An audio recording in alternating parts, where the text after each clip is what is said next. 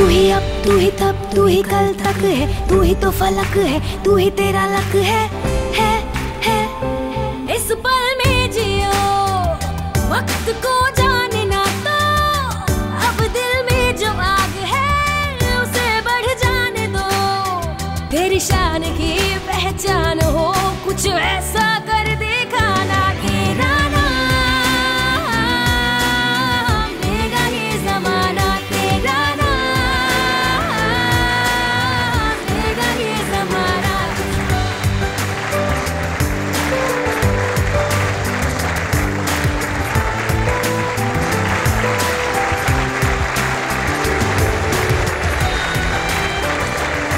कुछ लोग होते हैं जो सिर्फ लेते हैं, देते नहीं। और कुछ लोग होते हैं कुछ लेते हैं और कुछ देते हैं। और कुछ लोग होते हैं जो थोड़ा लेते हैं और बहुत कुछ देते हैं। उनका नाम है doctor Subhash Chandra.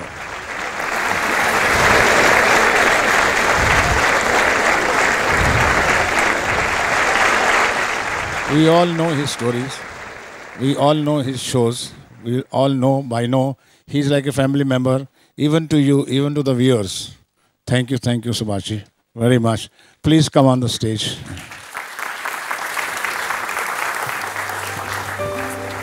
Thank you, sir. Thank you, sir. Thank you. आज हम बात करने जा रहे हैं MBA वर्सेस माने बद्दू आवे छे। MBA versus entrepreneur. बहुत से लोगों को और ख़ासकर आज के युवाओं को, और जो आप घर में बैठे मेरा शो देख रहे हैं, आप सबको भी मैं कहना चाहूँगा कि बहुत से लोग हमारे देश में मैनेजमेंट ऑफ बिजनेस एडमिनिस्ट्रेशन करने का अर्थ समझ जाते हैं कि जहां MBA अगर कर लिया तो बहुत बड़ा बिजनेसमैन मैं बन सकूंगा या बन सकूंगी। आज हम चर्चा डिस्कशन करेंगे, क्या ये सच है कि MBA करने के बाद आप सक्सेसफुल, ना सक्सेसफुल की तो बात की है, लेकिन क्या बनते हैं MBA के बाद, इस पे चर्चा करेंगे। चलिए देखते हैं क्या कहते हैं हमारा प्रिपरेशन।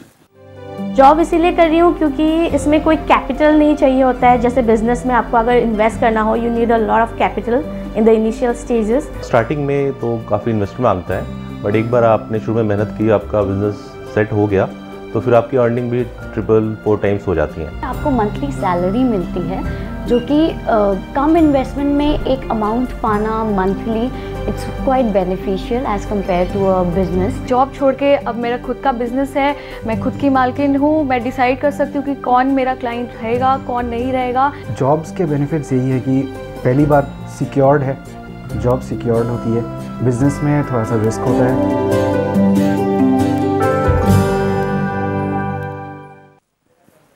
तो बिजनेस में थोड़ा रिस्क होता है, जॉब सिक्योर्ड होती है। आपको अंदाज़ा है हमारे देश में कितने MBA इंस्टीट्यूशंस हैं, कॉलेजेस हैं? किसी को कोई अंदाज़ा? Any wild gas? 5,000 किसी ने कहा, हाँ 25,000, 7,000। We have 55,000 colleges in India who give you MBA degree. 55,000. और हर साल एवरेज में 100 लड़के लड़कियां इन कॉलेजेस से निकलते हैं, यानी 5.5 लाख MBA करके लोग हर साल जॉब मार्केट में आते हैं। पर आज का विषय क्या? MBA versus entrepreneurship. क्या MBA बनना मतलब एंटरप्रेन्योर बन गए क्या? आपका क्या सोचना है? I think that MBA value add करना सिखाता है और एंटरप्रेन्योरशिप एक वैल्यू क्रिएट करना सिखाता है. That's a very good answer, very good answer. क्या नाम है आपका? सौरभ पुराणिक. हाँ, सौरभ पुराणिक. वैल्यू ऐड करना वर्सेस वैल्यू क्रिएट करना, that is the difference. Good Saurabh. Entrepreneurship is about living your dreams and passion, following your passion, and MBA teaches you how to get job and employment. So this is the major difference I find.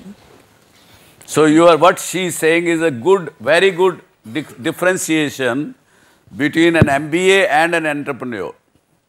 अगर एक line में कहें तो एक तो है job seeker, नौकरी मांगता है, और दूसरा एंटरप्रेन्योर जो है वो जॉब क्रिएटर है. ये फ़र्क है दोनों में, MBA में और एंटरप्रेन्योर में. Do you agree? तो चलिए इसको देख के आगे चलते हैं. आज मैंने जो बात की 5500 कॉलेजेस की, उसमें से अगर 20 या 30 या मैक्सिमम 50 कॉलेजेस छोड़ दें जो कि 100% प्लेसमेंट, जॉब प्लेसमेंट कर देते हैं, लेकिन बाकी जो हैं 5450, वहाँ से निकल के मैंने यहाँ तक देखा है लड़के लड़कियाँ सरकारी जॉब में क्लार्क बनने के लिए भी लाइन में क्यू लगा के खड़े होते हैं. क्लार्क की भी नौकरी नहीं मिलती है. तो ये स्थिति है. पर मैं ये नहीं कहूँगा कि MBA आप आगे करिए मत. MBA करना मैं समझता हूँ कि इट टीचेस यू कैसे एनालाइज करो, कैसे रिस्क फैक्टर एनालाइज करो, किस प्रकार से आप, बल्कि ज़्यादातर वो डूज एंड डोंट्स वाली कहानी बताते हैं, लेकिन जो रिस्क लेने की कैपेबिलिटीज़ है वो शायद मार देते हैं. अब इसके साथ जितने हमारे यहाँ पढ़ रहे हैं वो तो है ही हैं. कम से कम 20 से 25,000 स्टूडेंट्स हिंदुस्तान से विदेशों में भी पढ़ने जाते हैं. बिज़नेस की कुछ ना कुछ डिग्री करने, कुछ ना कुछ चीज़ करने एडिशनली जाते हैं.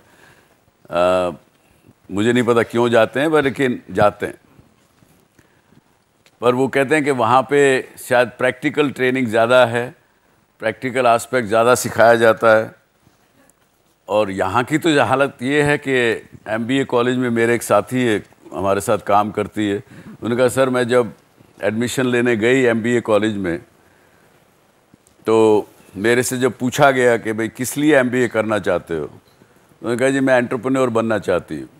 तो interviewer was not happy. They want you to become a job seeker, they don't want you to become a job creator. तो ये विडंबना है हमारी. लेकिन फिर भी MBA करने के बाद मैं कहता हूं कि मैं अगर काश मैं भी MBA किया होता, या तो आगे नहीं बढ़ पाता, पर अगर इस स्थिति में सोचता हूं तो कहता हूं यार MBA अगर किया होता तो मैं भी शायद मैं बेटर मैनेजमेंट डिसीजन ले सकता था.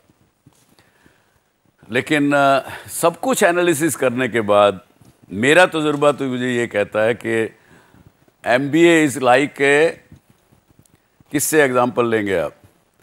केक हम खरीदते हैं, खाते हैं, बर्थडे पे भी काटते हैं, केक काटते हैं, सब कुछ करते हैं. वो केक के ऊपर जो चेरी डाल देते हैं ना, that is what MBA is on the cake. Cherry doesn't make a cake, but it makes it probably tastier and maybe look at presentable. तो presentations वगैरह से ये स्थिति नहीं होती है. लेकिन दूसरी तरफ अगर देखें,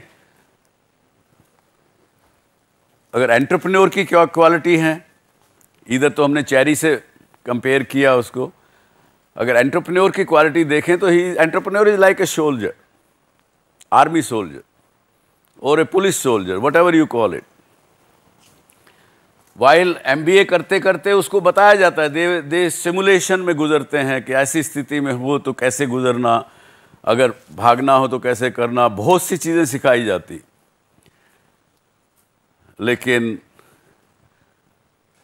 जब वो गोली फेस करता है दुश्मन की या किसी टेररिस्ट की, वो उसको नहीं सिखाया जाता एजुकेशन में. वो तो उसके अंदर से आता है कि मुझे कोई चिंता नहीं है, मैं गोली खा लूँगा दुश्मन की, पर इनको आगे नहीं बढ़ने दूँगा. तो ये फ़र्क है एक थ्योरेटिकल एजुकेशन में वर्सेस प्रैक्टिकल एजुकेशन में। लेकिन हमारे दूसरे एक किसी ने कहा कि MBAs always do casual reasoning. Casual reasoning, किसी बात में रीजनिंग करनी हो, मैंने पढ़ा है ऐसा, मैंने केस स्टडीज़ की हैं, मुझे पढ़ाया गया है, केस स्टडीज़ को देख के उसकी रीजनिंग करते हैं, उसको हमने कहा कैजुअल रीजनिंग। और एंटरप्रेन्योर जो होगा वो क्या करेगा? Effectual reasoning. रीजनिंग वो ढूंढेगा जो इफेक्टिव हो। ये बड़ा छोटा सा नुआंसेस हमारे इन सब चीज़ों में है। आज के हमारे बीच में एक चेंज मेकर हैं, आज उनसे सीखेंगे हम कि उन्होंने क्या किया। Bina Lashkari ji, she is a co-founder, secretary and executive director, Doorstep School. May I have you on the stage, please? Welcome you.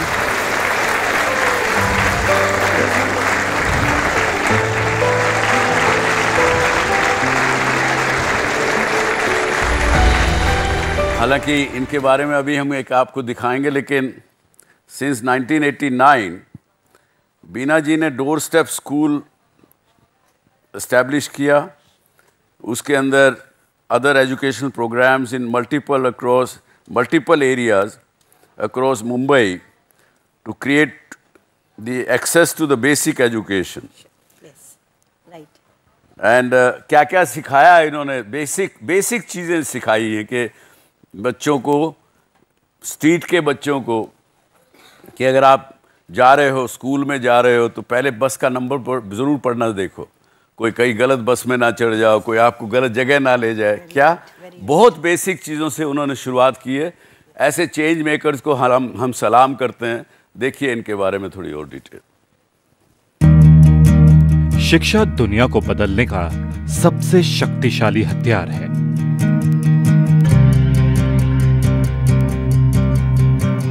कुछ लोग भीड़ से अलग होते हैं क्योंकि वो हर विषय को अलग नजरिए से देखते हैं। बीना सेठ लश्करी भी ऐसे ही लोगों में से एक है। आपने साल 1990 में डोर स्टेप स्कूल की शुरुआत की और शिक्षा से वंचित बच्चों को पढ़ाने का बीड़ा उठाया। डोर स्टेप स्कूल के जरिए बीना ने उन बच्चों तक पहुंचने की कोशिश की जो आर्थिक तंगहाली के कारण स्कूल में दाखिला नहीं ले पाते। मेरा सबसे बड़ा उद्देश्य है कि बच्चों को पहले एक लाइफ को गोल दो और उसके बाद वो अपने आप अपनी लाइफ आगे लेके जाएगा। सो मुझे लग रहा है कि एजुकेशन से जो हम दे पा रहे हैं वो चाहे वो हम और किसी चीज से नहीं दे पाते थे। बीना ने प्रयास किया और उनकी इस मुहिम से कई लोगों के घरों तक शिक्षा की रोशनी पहुंची। अपनी इस मुहिम का विस्तार करते हुए साल 1998 में आपने बस सेवा शुरू की जिसका नाम स्कूल ऑन व्हील्स रखा गया। इस योजना का मकसद उन बच्चों को शिक्षित करना था जो बेघर। लाइफ का एक गोल है कि जो बच्चे शिक्षण में नहीं जा रहे हैं और जो बच्चे पढ़ाई नहीं कर पा रहे हैं, ऐसे बच्चों तक पढ़ाई पहुंचाना और उसको पढ़ाई तक स्कूल में लाना। बीना से आप हमेशा कहती हैं कि हमें कभी अपनी क्षमता को कम नहीं आंकना चाहिए। हम चाहें तो कुछ भी कर सकते हैं।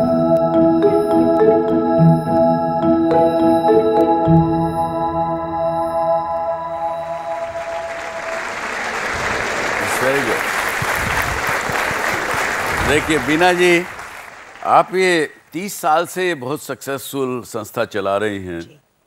हमारे दर्शकों को और यहाँ भी सब बैठे हैं, इनको आप क्या प्रेरणा देंगी कि जैसा आपने किया, क्या मन में आया जो आपने शुरू किया है? बहुत पुरानी कहानी है। आपके जैसे ही मैं एक स्टूडेंट थी और आपके जैसे ही सोच रही थी कि बहुत कुछ आगे पोस्ट ग्रेजुएशन करके बहुत बड़ा कुछ अच्छी नौकरी करूंगी और अच्छा काम करूंगी। बट ये सब चीज़ को एक बाजू रख के जब मैं मास्टर इन सोशल वर्क कर रही थी तब मैंने बहुत सारे बच्चे देखे जो स्कूल में कुछ वजह से नहीं जा रहे थे और ये ज़्यादातर ये बच्चे काम करने वाले बच्चे थे। और मैंने जब वो बच्चों की मुस्कान देखी और वो बच्चों की एक आंखों में चमक देखी तो मुझे लगा कि ये मुझे कोई भी प्रकार की पोस्ट ग्रेजुएशन मुझे मदद नहीं करेगी ये बच्चों तक पहुँचाने के लिए। सो मेरे लिए लिए ज़रूर था ये बच्चों तक मैं कैसे पहुंचूं, और मैंने ये संस्था डोर स्टेप स्कूल की हमारी संस्था की स्थापना की। और हमने देखा कि यदि ये बच्चे स्कूल तक नहीं पहुंच सकते हैं तो स्कूल वहां तक पहुंचनी चाहिए जहां पे ये बच्चे हैं। ये स्वामी विवेकानंद ने कहा अपने जीवन में कि अगर हम स्कूल पे बच्चों को नहीं ला सकते हैं तो स्कूल बच्चों के पास जाए। को जो भी आज बता रही हूँ बहुत सही बता रही हूँ कि मैं मेरे पर्सनल एक्सपीरियंस से आपसे शेयर कर रही हूँ। मैंने कहीं पे भी MBA नहीं किया है और ना तो मैंने मास्टर डिग्री खाली सोशल वर्क नहीं, पर आपने नहीं किया होगा, लेकिन मैं तो आपको सोशल एंटरप्रेन्योर कहूँगा। इसके बारे में क्या कहेंगे आप? You can say social entrepreneur because life में बहुत सारे रिस्क लिए हैं। मुझे लग रहा है कि रिस्क लेने से ही एक एंटरप्रेन्योर सोशल एंटरप्रेन्योर बनता है, क्योंकि you go against the society. यानी बहुत सारी बात ऐसी होती है जो सोसाइटी को मान्य नहीं होती है, पर हम उसके ऊपर रिस्क लेके उसके अगेंस्ट कुछ करना चाहते हैं। मैं एक सिंपल बताऊंगी, जब ये स्कूल ऑन व्हील की संकल्पना मैं लेके घूम रही थी हमारे डोनर के पास, तो बहुत सारे लोग हंस रहे थे, बोल रहे थे कि इसमें तो आपको अप्रिशिएशन मिलेगा ही नहीं, आपको डेप्रिशिएशन होगा और आप कहाँ, ये चीज़ से क्या आपको फ़ायदा होगा।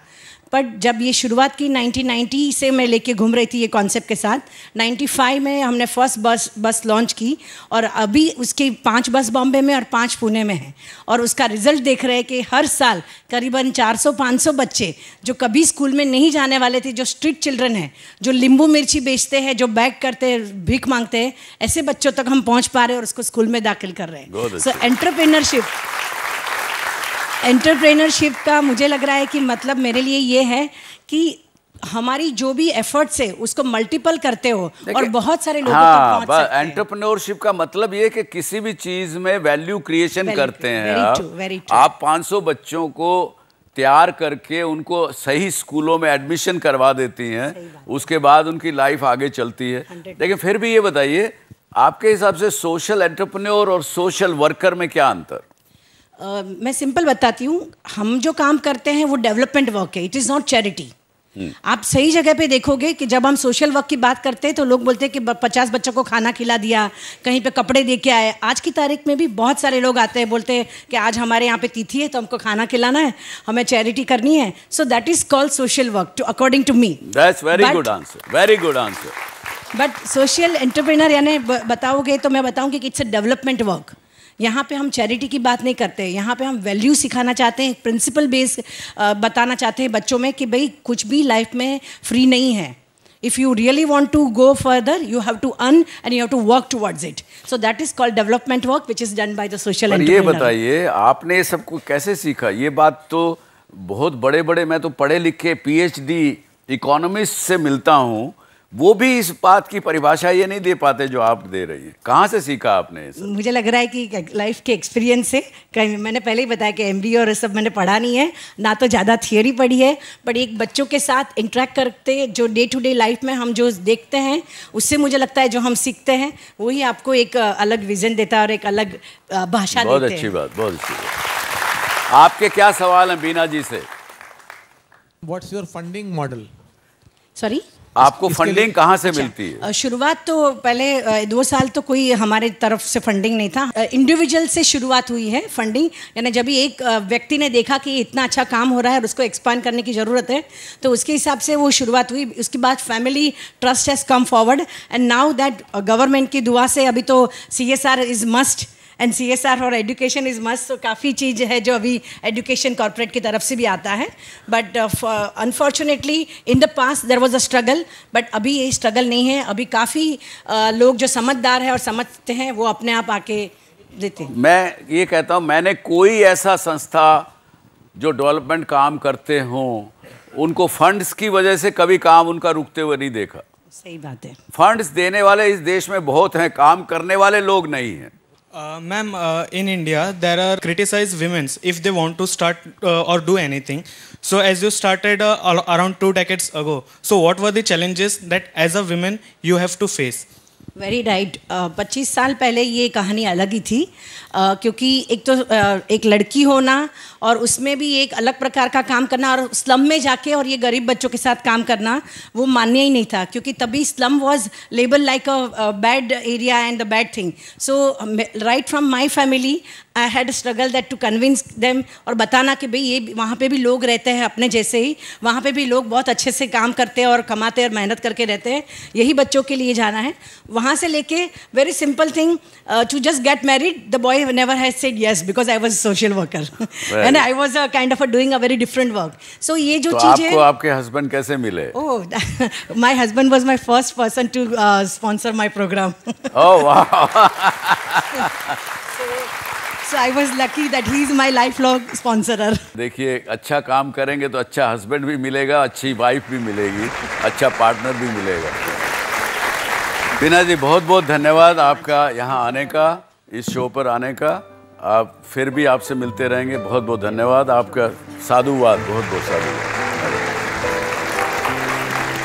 सो देखा आपने, एक महिला 25 वर्ष पहले, 30 वर्ष पहले, जब एक सिंगल सुंदर लड़की के रूप में जिसने काम शुरू किया एक सोशल एंटरप्रेन्योर के नाते, और आज उसने 2 लाख बच्चों को अच्छे रास्ते पे लगाया है। तो ये है इस देश की बहुत बड़ी ताकत, बहुत बड़ी एक सूझबूझ। यदि आपको बीना जी से संपर्क करना हो तो हमारे DSC शो की वेबसाइट पे उनसे संपर्क कर सकते हैं। हम वैसे भी उनके बारे में आपको जानकारी और दें। धन्यवाद।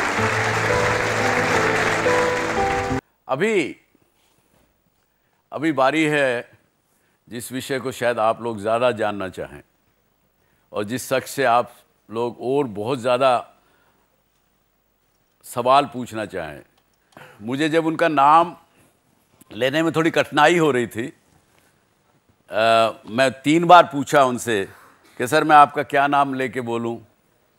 उन्होंने कुछ नाम बताया, अच्छा मैंने फिर भी गलती की। फिर उन्होंने कहा चलो छोड़ो, तुम मुझे ये वेलू मनी, डॉक्टर वेलू मनी मत कहो, वैल्यू तो समझते हो, मेरा नाम वैल्यू मनी समझिए। तो हम आपको आज मिलाते हैं doctor value money. He is a founder, chairman and MD CEO of thyro care. आपने नाम सुना है? डॉक्टर वैल्यू मनी 500 रुपये लेकर के इस शहर में आए, प्लेटफॉर्म पे सोए, और आज उन्होंने पता नहीं हज़ारों करोड़ रुपए की ये कंपनी खड़ी की, और कम से कम दसियों हज़ार एंटरप्रेन्योर्स को वैल्यू सिखाते हैं। अपना नाम रख के केवल वैल्यू मनी रख के नहीं सिखाते हैं, उनको रियल में वैल्यू सिखाते हैं। और इनकी पॉलिटिकल पार्टी भी है। हैरानगी होगी ना आपको, पॉलिटिकल पार्टी बिजनेसमैन की कम मिलती है। उसका नाम है SBADMK। अब मुझे भी इसकी डिटेल नहीं पता, उनसे ही पूछेंगे कि क्या नाम है। Welcome mister value money, doctor value money. Welcome doctor. हाँ जी, नमस्कार। अगर आपको बिलियनर बनना है तो 3 रास्ता है। एक है आपके पिताजी बिलियनर होनी चाहिए, वो चांस गया, लगभग गया। दूसरा, आपका फादर इन लॉ बिलियनर होनी चाहिए।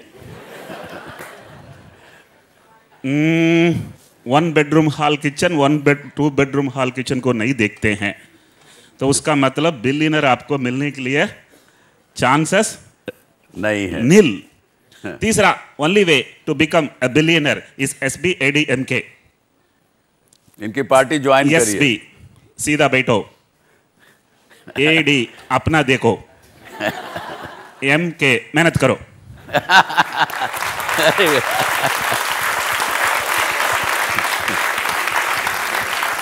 बहुत अच्छा डॉक्टर साहब, thank you very much for coming on to this show.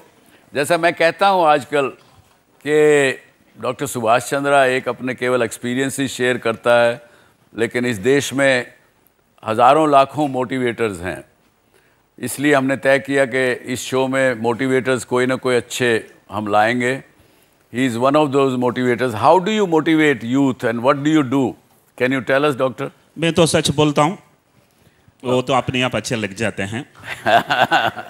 तो मैं कहाँ से आया हूँ वो बताता हूँ। मैं गांव से आया हूँ और मेरा पिताजी लैंडलेस फार्मर था, मेरा पॉवर्टी था। तो लकी लैंडलेस कैसे फार्मर हो गया? ऐसा तो खेती काम करना आते हैं लेकिन खेती नहीं है, एग्रीकल्चरल कूली। खेती में काम करने वाला, मजदूरी करने वाला आदमी। जी जी। तो success in life is delta. Delta is x2 minus x1. x1 was where you were and x2 is where you are. And if x1 was 0, do you have anything to lose? Nothing. You have nothing. Lucky are those who are born to poor because they have nothing to lose. There is no downside for a poor. So this is what I believe. मैं गाँव जाता हूँ। तो आप ये क्या कहना चाहते हैं कि पुअर होना जरूरी है करोड़पति बनने के लिए? सुनिएगा, जो नीचे नहीं बैठा वो ऊपर नहीं आ सकता है। ये बहुत अच्छी बात, बिल्कुल अच्छा कहा आपने। तो अगर आप बड़ा धनवान के बेटा भी हो, एक बार एक काम करो, कंगाल हो जाओ।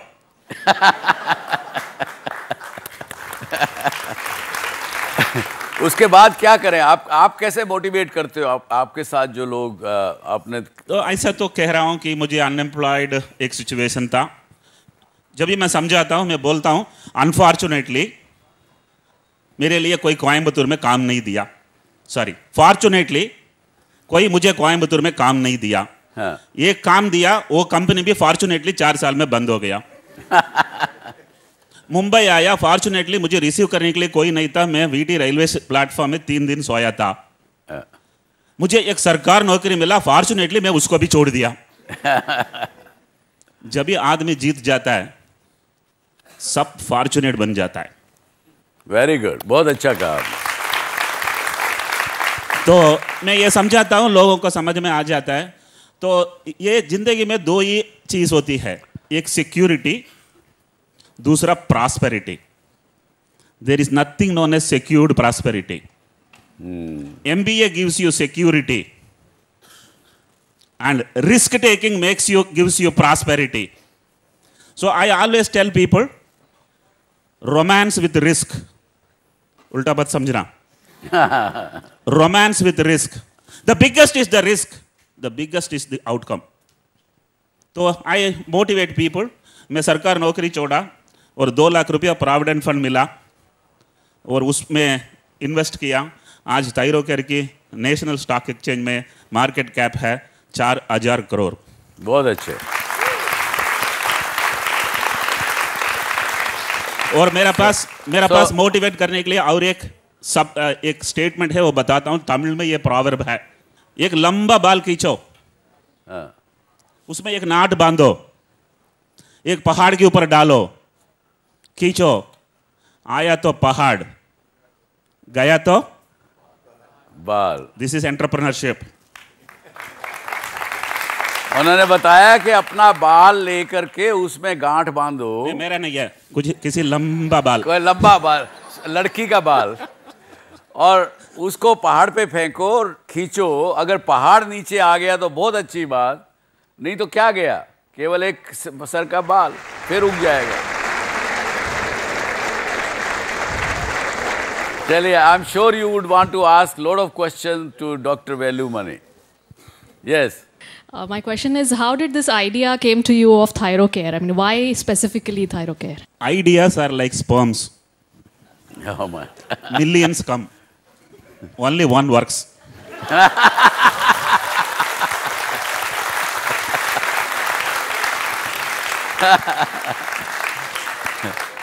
तो ऐसा तो आइडिया आया था, जिस आइडिया में मैं प्रेग्नेंट हो गया, वो आइडिया बहुत बढ़िया बन गया।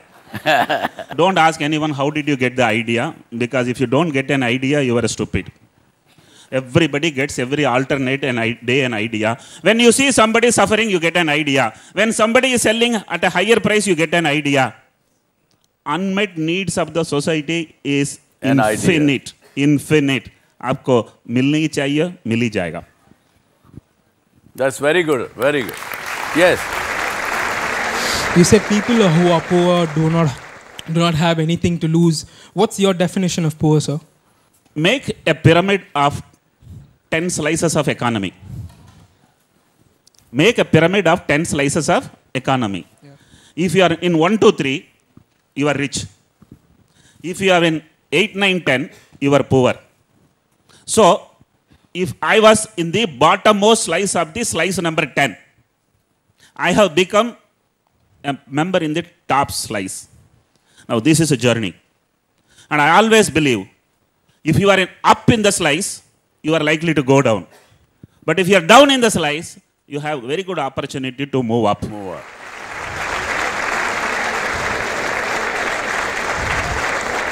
So you told कि बहुत सारे आइडियाज़ आते हैं, पर कब पता चलता है कि वो परफेक्ट आइडिया मिल गया है मुझे? Oh, there are, there is nothing known as a good decision. There is a decision and you have to make it good. There is nothing known as a good job. There is a job and you have to make it good. And there is nothing known as a good idea. You got an idea and make it good. That's right. By the way, there is nothing known as good spouse.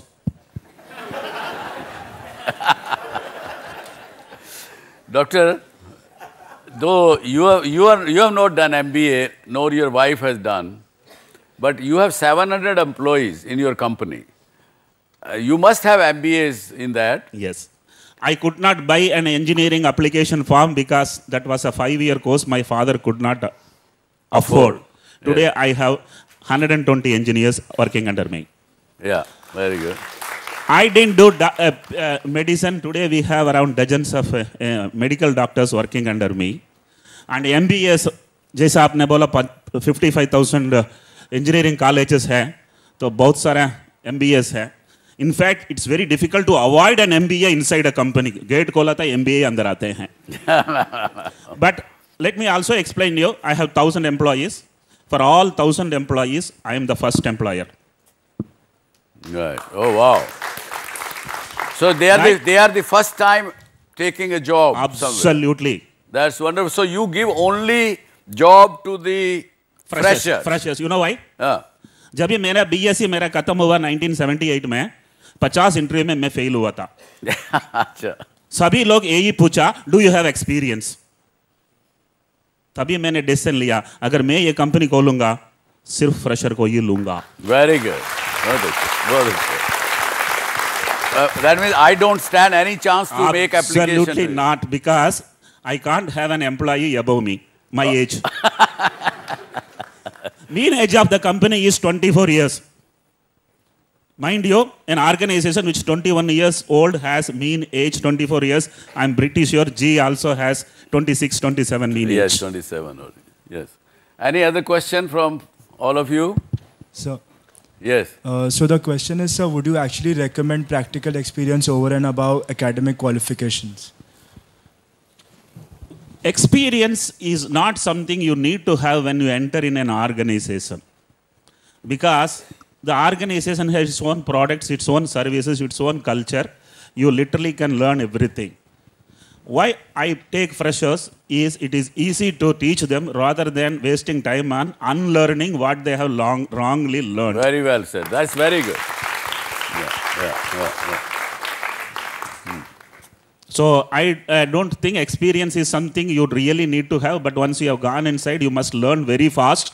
You must learn before your neighbor learns, so that in the pyramid you are a slice above the neighbor. Very good. Academic qualification is not important. Experience also not important. Ability to focus is the most important. Very good. In my organization, we don't look at the qualifications at all seriously. But if somebody cannot focus, we can't retain them.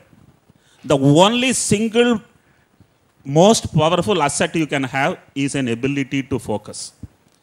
You know, I want you people to go with 4 words in your mind. Focus, learn, grow, and enjoy. Please don't change the order. I see. Wonderful. Don't change the order also. Yes, because he will start enjoying first. So, repeat again for my viewers sitting at home. Focus. Yes. Learn. Yes. Grow. Grow. And enjoy. And please don't change the order. All right. Very good. Wonderful. Now, what would you tell the viewers who are sitting in the corporate industry, corporates, entrepreneurs, lot of people watch this show. उनके लिए क्या, what do's and don'ts you will tell, like you have told today to the young people? Don't do business for money. You will not do it for too long. Don't start a business to sell it. It won't be worth somebody to buy it. It's very important you start a business to give employment. When you start looking employment as your core objective, आप कभी रुकेगा ही नहीं है. मेरे पास आज 1000 employees है. Recently किसी press वाले ने पूछा आपकी नेक्स्ट क्या आपकी प्लान है? 1 more 0. So keep on adding 1 more 0 if you are running a business.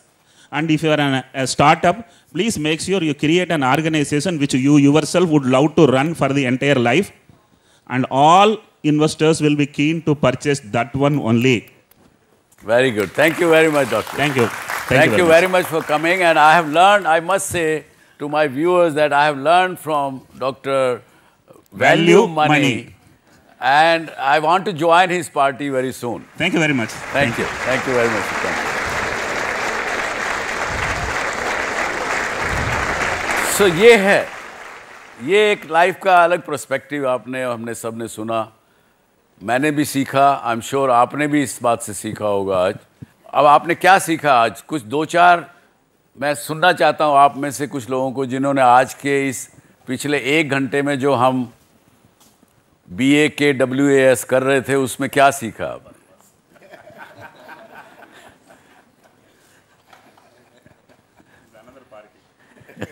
That's another party. Sir, I just learned that हम ये बोलते रहते हैं कि एजुकेशन सिस्टम में शायद कहीं कमी है या थियरी है या प्रैक्टिकल नहीं है. तो ये तो शायद अभी दूर का सपना लगता है कि कभी एजुकेशन सिस्टम बदलेगा. बट एज सर सेड कि you will never get a perfect spouse. आपको उसे अच्छा बनाना पड़ेगा. तो जब तक अच्छा एजुकेशन सिस्टम नहीं मिल रहा है हम उसे बेहतर बना लेते हैं अपने तरीके से ताकि हम बेहतर सीख सकें उसमें. बहुत अच्छी बात, बहुत अच्छी बात. क्या नाम है आपका? Sir Devashish Bagri. Devashish has understood very well. Bagdi? Bagdi, sir. Okay, very good. One thing I have understood over here is normally what has happened with us, we just follow the trend. Okay? Looking at the various personalities, we have understood that we should create our own trend. That is a new thing we need to start.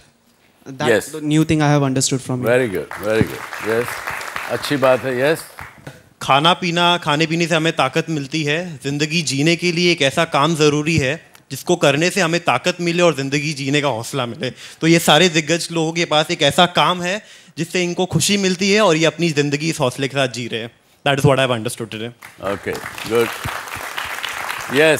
I would like to say what I've learned in this past 1 hour is that inspiration comes from within. And if inspiration starts from here, from your heart, things can go right and according to you. अगर आप inspiration ढूंढने की कोशिश करेंगे तो शायद आपको वो इंस्पिरेशन नहीं मिलेगा. लेकिन आप इंस्पिरेशन अंदर खुद खोजेंगे तो शायद आप इंस्पिरेशन ढूंढ सकते हैं. बहुत बड़ी बात आपने सीखी है. ये एक हमारी फिलॉसफी इस देश की जिसमें कहा कि अहम ब्रह्मास्मि, मैं ही ब्रह्म हूँ.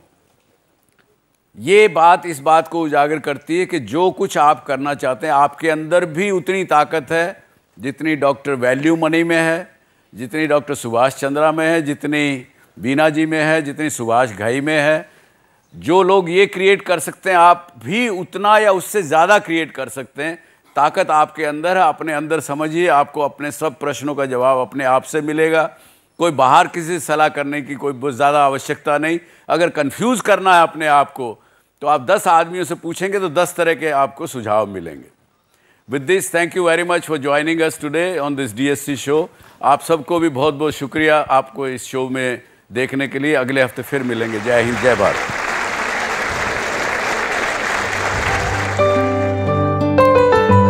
अगर आप भी डॉक्टर सुभाष चंद्रा शो में भाग लेना चाहते हैं या कोई सवाल पूछना चाहते हैं तो हमें ईमेल करें. हमारा ईमेल आईडी है dsc@zmedia.slgroup.com या आप अपने सवाल हमें SMS भी कर सकते हैं. बस टाइप कीजिए DSC स्पेस अपना सवाल और भेज दीजिए 57575 पर.